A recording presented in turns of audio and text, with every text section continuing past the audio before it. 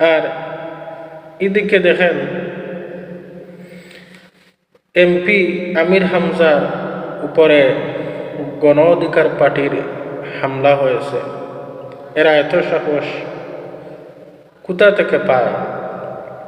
একজন এমপির উপর, একজন আলিমের উপর হামলা করে। নিশ্চয়ই তাদের সাথে যুবদল, যুবলীগ, বিএনপির কোনো ইশারা আছে, না হলে তারা এত সাহস কোথা থেকে পায়?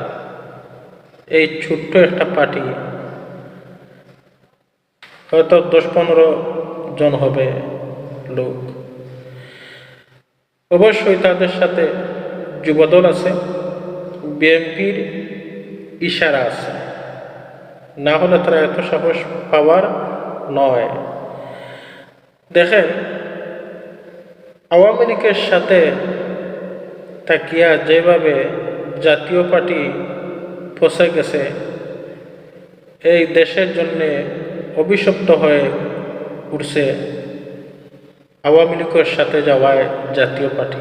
ঠিক তেমনিভাবে দেখবেন এই বিএনপির সাথে লাফালাফি করার কারণে গণ অধিকার পার্টির নেতাখাতারা একেবারে পচে যাবে। এই বাংলাদেশে কোনোদিন তারা মাথা খাড়া করার মতো পথ পাবে না। এমন এক অবস্থা হবে, ভারতও তো ঠাঁই পাবে না, পাকিস্তানও নি ঠাঁই পাবে, তাও সন্দেহ আছে। এই বিএনপির সাথে অবৈধভাবে লাফালাফি করার কারণে এই গণ অধিকার পরিষদের নেতারা একই অবস্থা হবে দেখবেন। আসসালামু আলাইকুম ওয়া রাহমাতুল্লাহ।